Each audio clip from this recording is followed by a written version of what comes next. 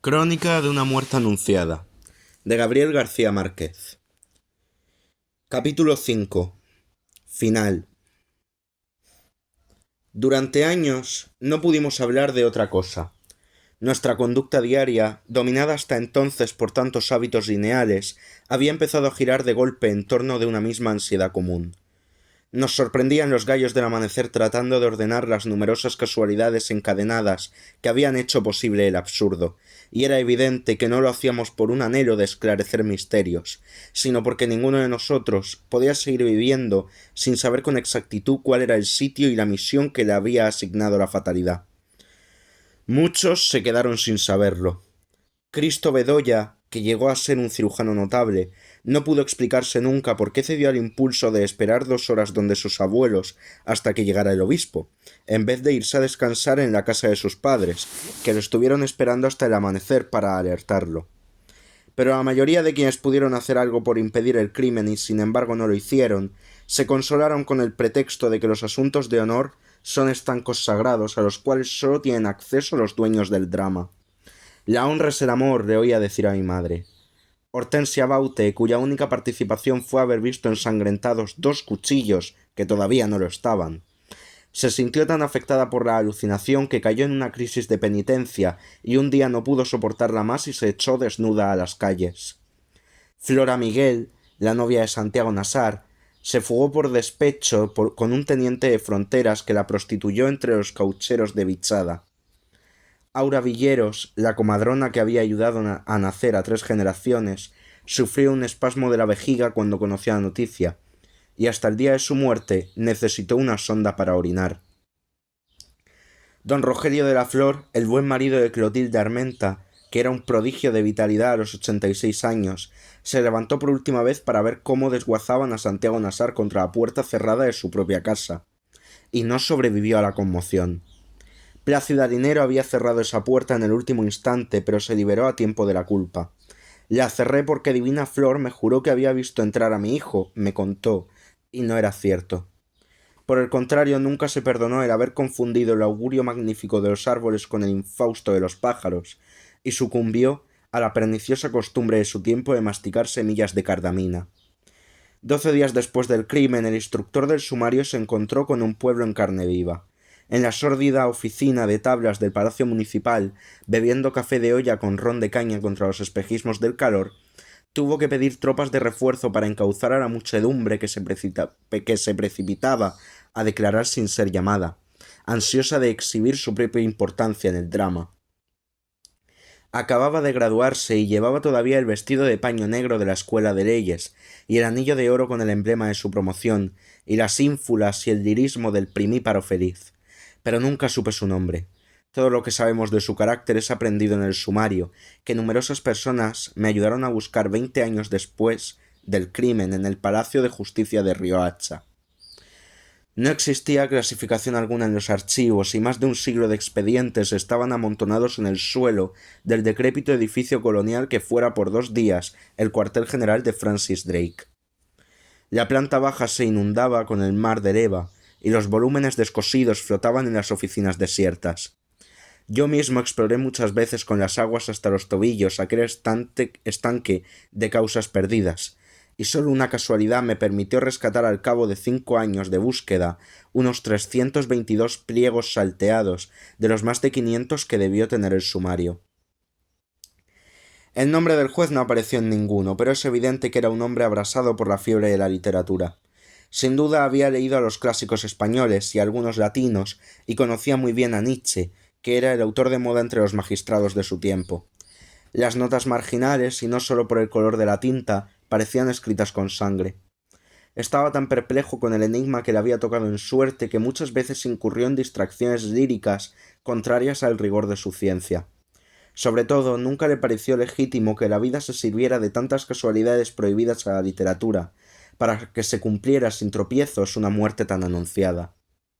Sin embargo, lo que más le había alarmado al final de su diligencia excesiva fue no haber encontrado un solo indicio, ni siquiera el menos verosímil, de que Santiago Nassar hubiera sido en realidad el causante del agravio.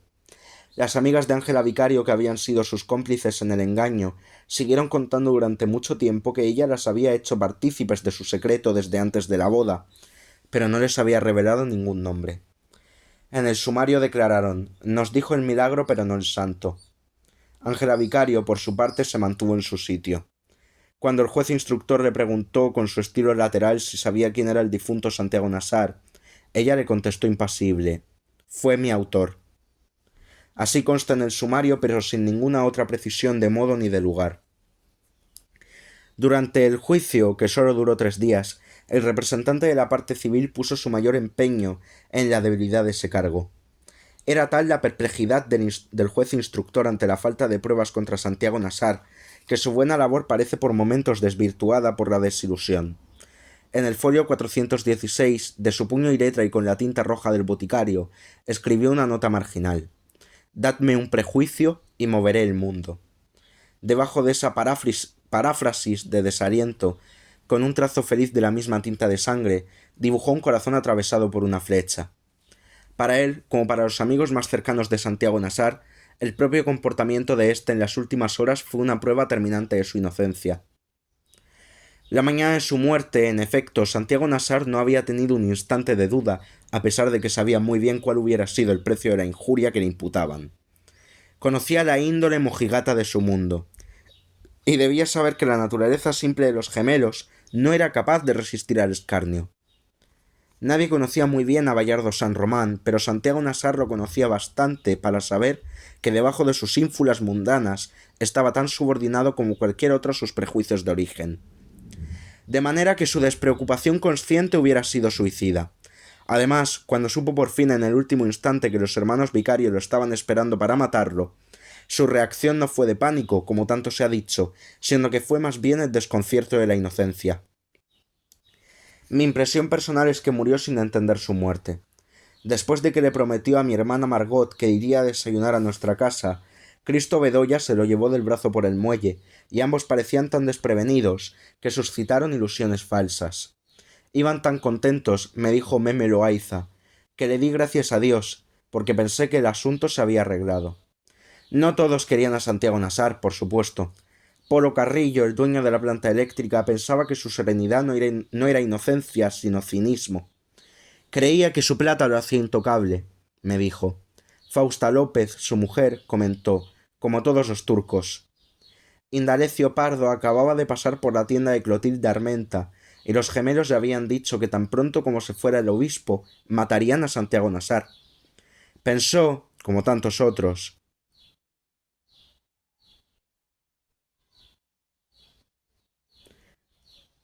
que eso no eran más que fantasías de amanecidos. Pero Clotilde Armenta le hizo ver que era cierto, y le pidió que alcanzara a Santiago Nassar para prevenirlo. Ni te molestes, le dijo Pedro Vicario. De todos modos es como si ya estuviera muerto. Era un desafío demasiado evidente. Los gemelos conocían los vínculos de Indalecio Pardo y Santiago Nassar, y debieron pensar que era la persona adecuada para impedir el crimen sin que ellos quedaran en vergüenza. Pero Indalecio Pardo se encontró a Santiago Nassar llevado del brazo por Cristo Bedoya entre los grupos que abandonaban el puerto, y no se atrevió a prevenirlo. Se me aflojó la pasta, me dijo. Le di una palmada en el hombro a cada uno y los dejó seguir. Ellos apenas lo advirtieron, pues continuaban abismados en las cuentas de la boda. La gente se dispersaba hacia la plaza en el mismo sentido que ellos. Era una multitud apretada, pero Escolástica Cisneros creyó observar que los dos amigos caminaban en el centro sin dificultad, dentro de un círculo vacío, porque la gente sabía que Santiago Nassar iba a morir y no se atrevían a tocarlo. También Cristo Bedoya recordaba una actitud distinta hacia ellos. Nos miraban como si lleváramos la cara pintada, me dijo. Más aún.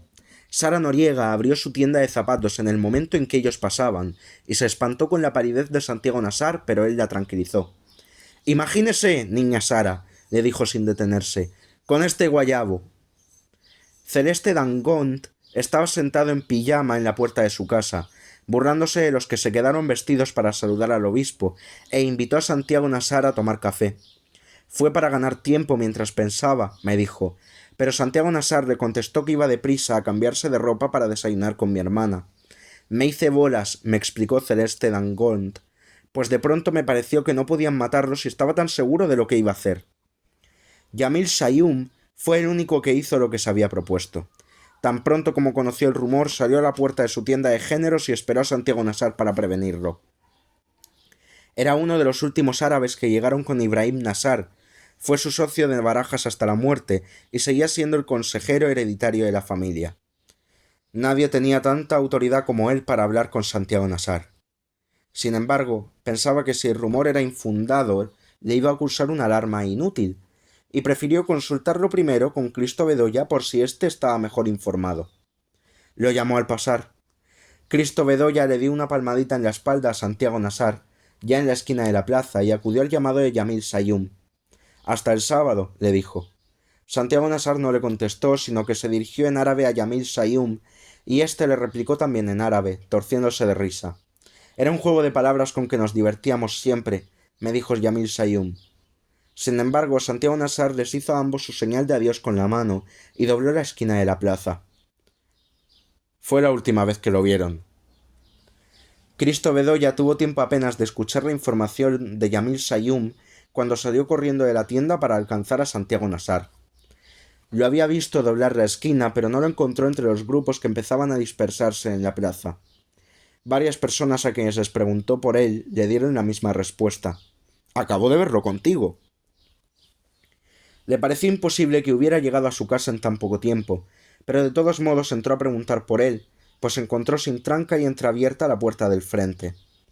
Entró sin ver el papel en el suelo y atravesó la sala en penumbra tratando de no hacer ruido, porque aún era demasiado temprano para visitas, pero los perros se alborotaron en el fondo de la casa y salieron a su encuentro. Los calmó con las llaves, como lo había aprendido del dueño, y siguió acosado por ellos hasta la cocina. En el corredor se cruzó con Divina Flor, que llevaba un cubo de agua y un trapero para pulir los pisos de la sala. Ella le aseguró que Santiago Nassar no había vuelto. Victoria Guzmán acababa de poner en el fogón el guiso de conejos cuando él entró en la cocina. Ella comprendió de inmediato. «El corazón se le estaba saliendo por la boca», me dijo.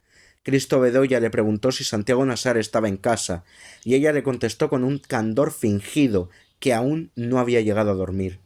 «¿Es en serio?», le dijo Cristo Bedoya. Lo están buscando para matarlo».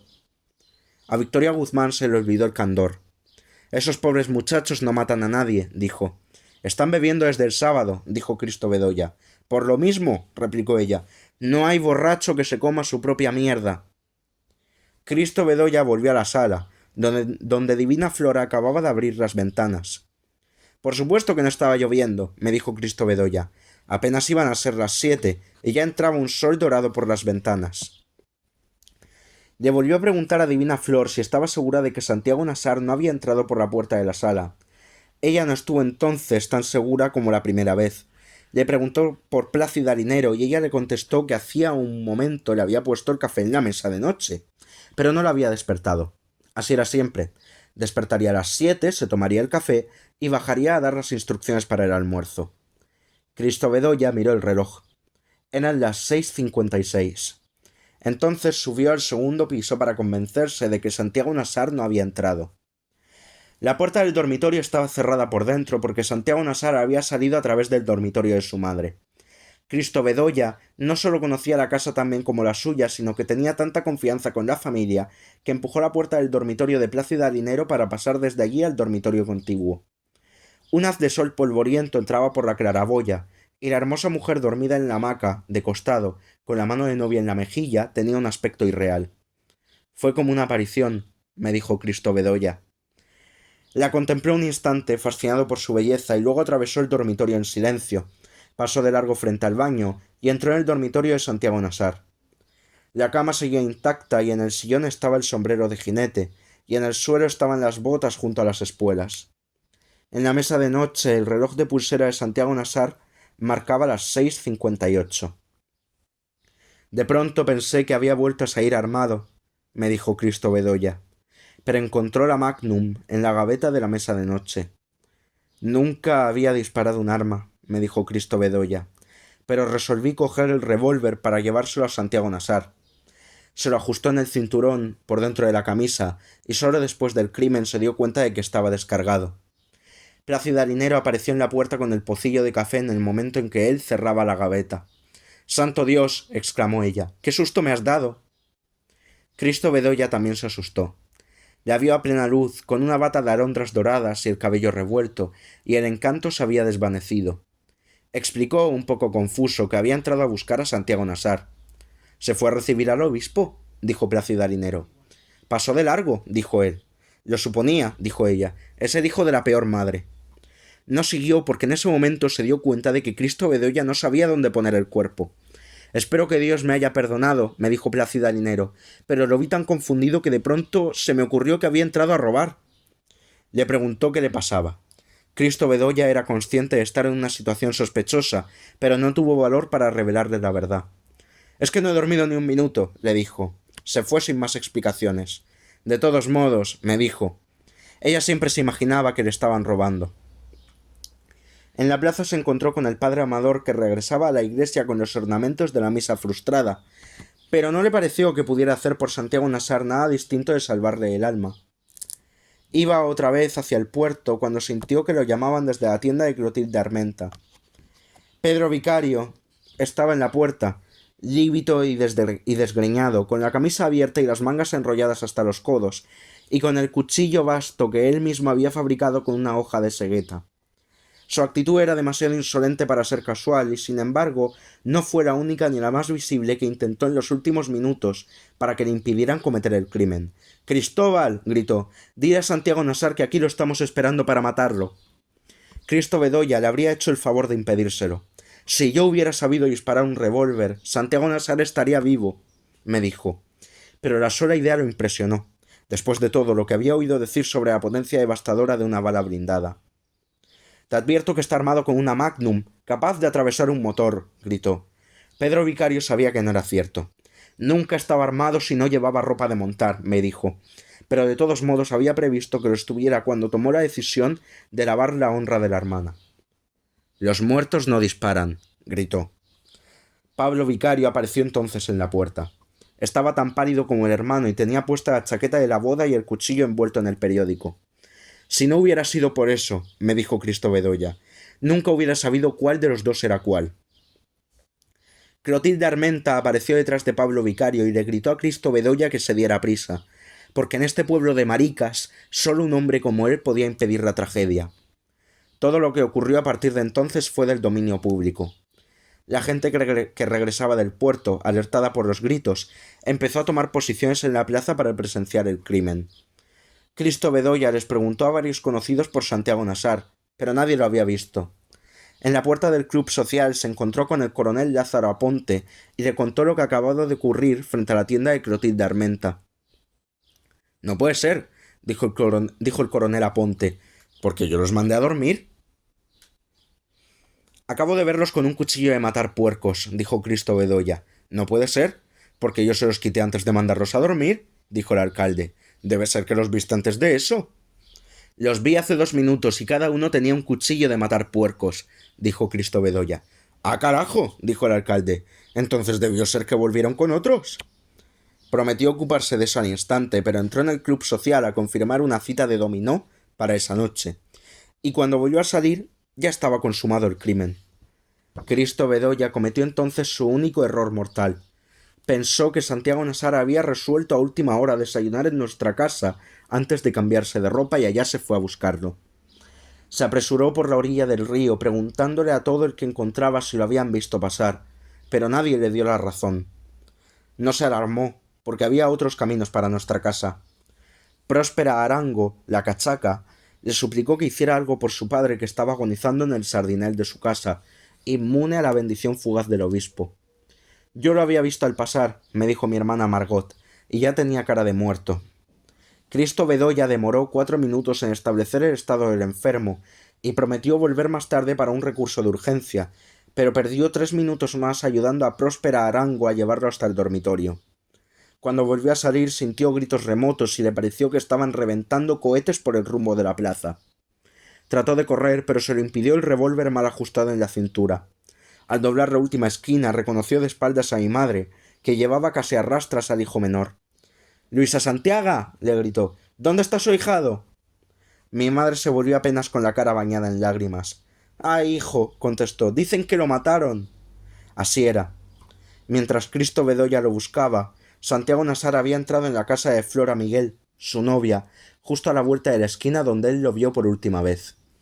No se me ocurrió que estuviera ahí, me dijo, porque esa gente no se levantaba nunca antes de mediodía.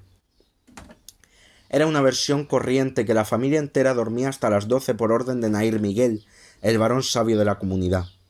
Por eso Flora Miguel, que ya no se cocinaba en dos aguas, se mantenía como una rosa, dice Mercedes. La verdad es que dejaban la casa cerrada hasta muy tarde, como tantas otras, pero eran gentes tempraneras y laboriosas. Los padres de Santiago Nassar y Flora Miguel se habían puesto de acuerdo para casarlos. Santiago Nassar aceptó el compromiso en plena adolescencia y estaba resuelto a cumplirlo, tal vez porque tenía del matrimonio la misma concepción utilitaria que su padre. Flora Miguel, por su parte, gozaba de una cierta condición floral, pero carecía de gracia y de juicio y había servido de madrina de bodas a toda su generación, de modo que el convenio fue para ella una solución providencial. Tenían un noviazgo fácil, sin visitas formales ni inquietudes del corazón. La boda, varias veces diferida, estaba fijada por fin para la próxima Navidad. Flora Miguel despertó aquel lunes con los primeros bramidos del buque del obispo, y muy poco después se enteró que los gemelos Vicario estaban esperando a Santiago Nassar para matarlo. A mi hermana la monja, la única que habló con ella después de la desgracia, le dijo que no recordaba siquiera quién se lo había dicho. Solo sé que a las 6 de la mañana todo el mundo lo sabía, le dijo. Sin embargo, le pareció inconcebible que a Santiago Nassar lo fueran a matar, y en cambio se le ocurrió que le iban a casar a la fuerza con Ángela Vicario para que le devolviera la honra. Sufrió una crisis de humillación. Mientras medio pueblo esperaba al obispo, ella estaba en su dormitorio llorando de rabia y poniendo en orden el cofre de las cartas que Santiago Nassar le había mandado desde el colegio. Siempre que pasaba por la casa de Flora Miguel, aunque no hubiera nadie, Santiago Nassar raspaba con las llaves la tela metálica de las ventanas. Aquel lunes, ella lo estaba esperando con el cofre de cartas en el regazo. Santiago Nassar no podía verla desde la calle, pero en cambio ella lo vio acercarse a través de la red metálica desde antes de que la raspara con las llaves. —Entra —le dijo. Nadie, ni siquiera un médico, había entrado en esa casa a las 6:45 de la mañana. Santiago Nassar acababa de dejar a Cristo Bedoya en la tienda de Yamil Sayum, y había tanta gente pendiente de él en la plaza que no era comprensible que nadie lo viera entrar en casa de su novia. El juez instructor buscó siquiera una persona que lo hubiera visto, y lo hizo con tanta persistencia como yo, pero no fue posible encontrarla. En el folio 382 del sumario escribió otra sentencia marginal con tinta roja. La fatalidad nos hace invisibles. El hecho es que Santiago Nassar entró por la puerta principal a la vista de todos, y sin hacer nada por no ser visto.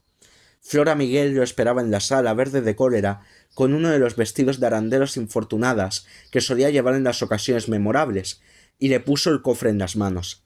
—Aquí tienes —le dijo—, y ojalá te maten. Santiago Nassar quedó tan perplejo que el cofre se le cayó de las manos, y sus cartas sin amor se regaron por el suelo. Trató de alcanzar a Flora Miguel en el dormitorio, pero ella cerró la puerta y puso la aldaba.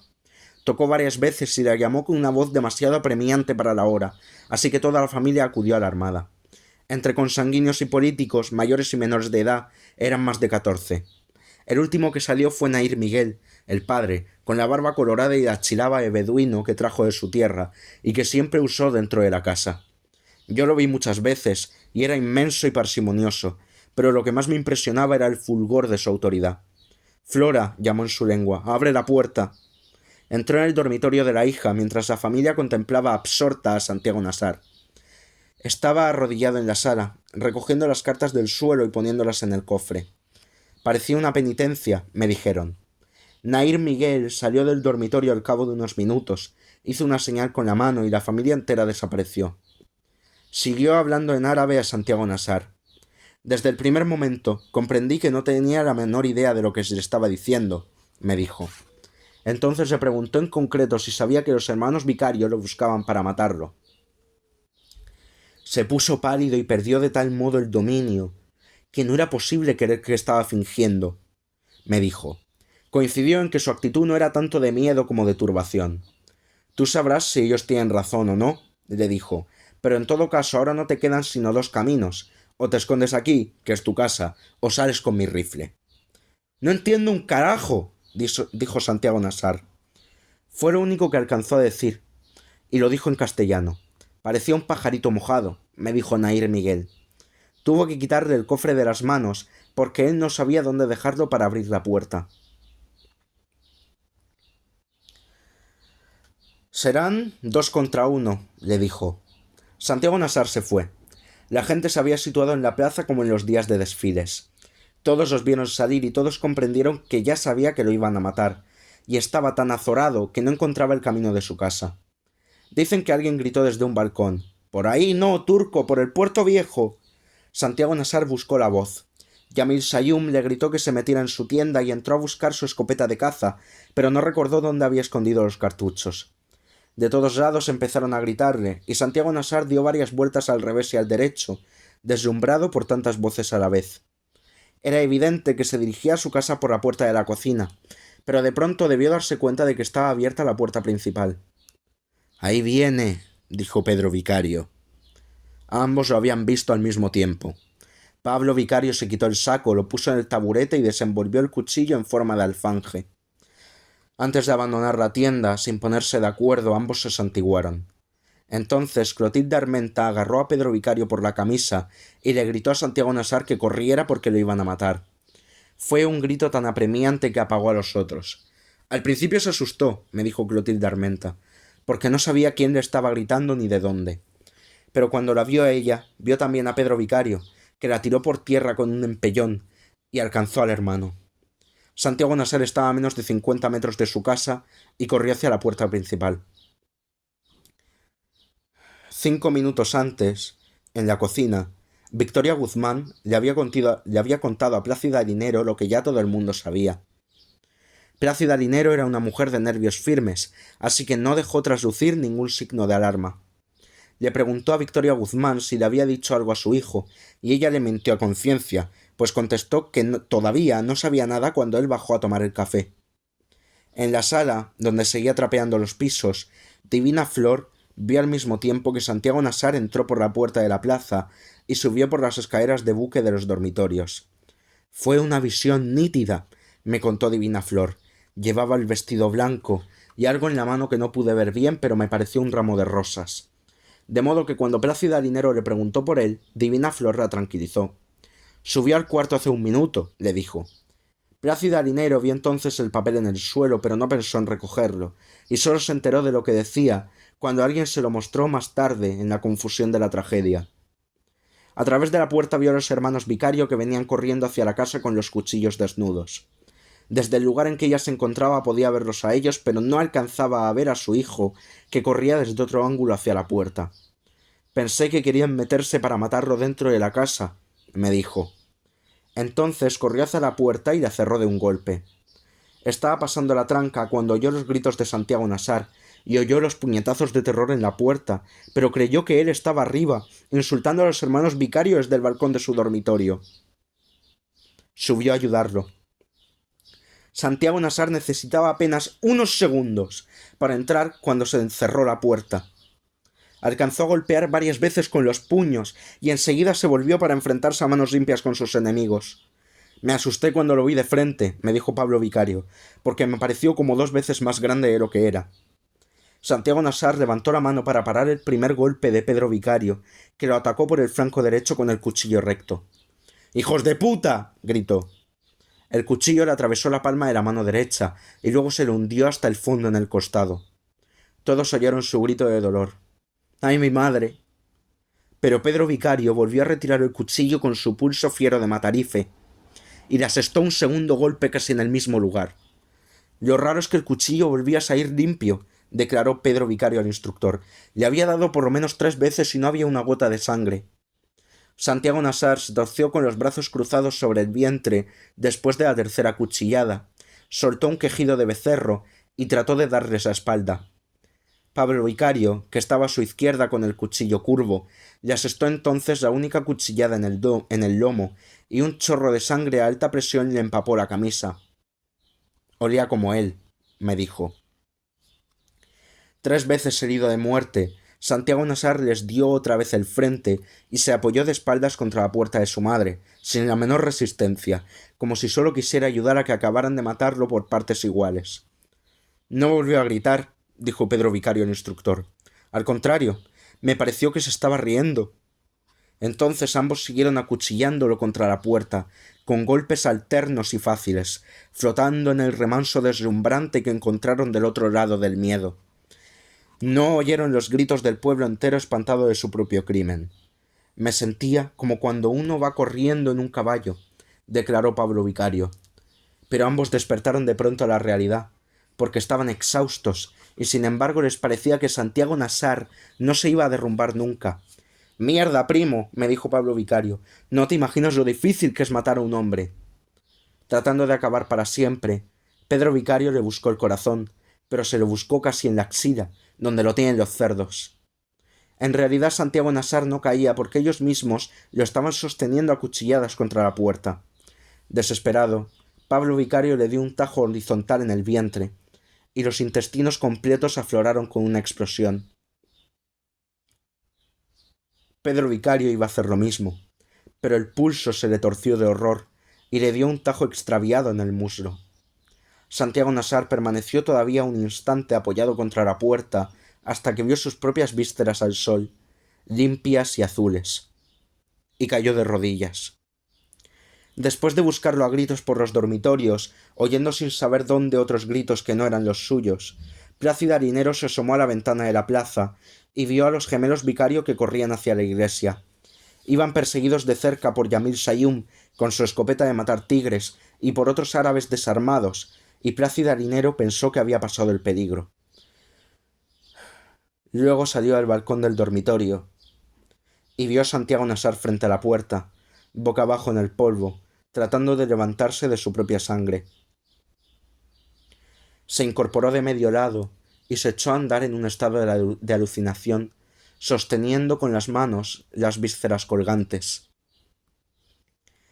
Caminó más de 100 metros para darle la vuelta completa a la casa y entrar por la puerta de la cocina. Tuvo todavía bastante lucidez para no ir por la calle, que era el trayecto más largo, sino que entró por la casa contigua. Poncho Lanao, su esposa y sus 5 hijos no se habían enterado de lo que acababa de ocurrir a 20 pasos de su puerta. «Oímos la gritería», me dijo la esposa, «pero pensamos que era la fiesta del obispo». Empezaban a desayunar cuando vieron entrar a Santiago Nassar, empapados de sangre, llevando en las manos el racimo de sus entrañas. Poncho Lanao me dijo, lo que nunca pude olvidar fue el terrible olor a mierda. Pero Argénida Lanao, la hija mayor, contó que Santiago Nassar caminaba con la prestancia de siempre, midiendo bien los pasos, y que su rostro de sarraceno con los rizos alborotados estaba más bello que nunca. Al pasar frente a la mesa les sonrió, y siguió a través de los dormitorios hasta la salida posterior de la casa.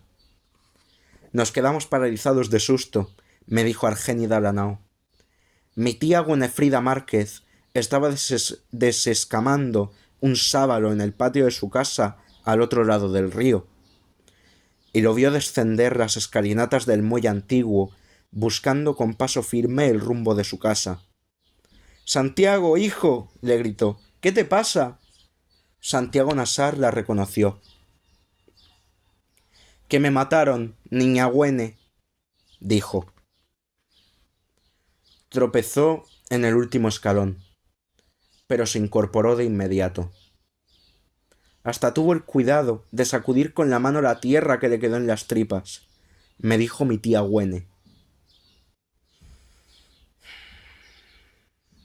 Después entró en su casa por la puerta trasera, que estaba abierta desde las 6, y se derrumbó de bruces en la cocina.